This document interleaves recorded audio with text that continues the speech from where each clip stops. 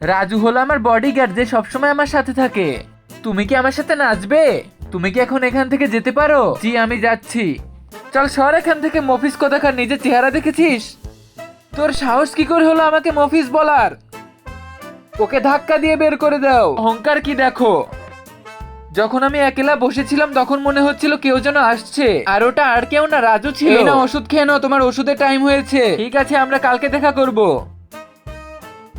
তুমি কি ঠিক আছো? ওখানে কি কেউ আছে? দাঁড়ান আমি দেখছি। তুমি চলে এসেছো, একটু পিঠটা টিপে দাও তো। তুমি ওই দিন আমাকে অনেক কথা বলেছিলে না, আজকে ওর প্রতিশোধ নেব আমি। তোমার সাহস কি করে হলো আমার মেয়েকে হাত দেওয়ার? তুমি ঠিক আছো তো?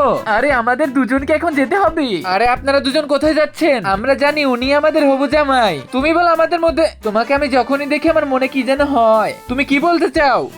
আমি এখন কি বলবো বুঝতে পারছি না। আমি তোমাকে বিয়ে করতে চাই।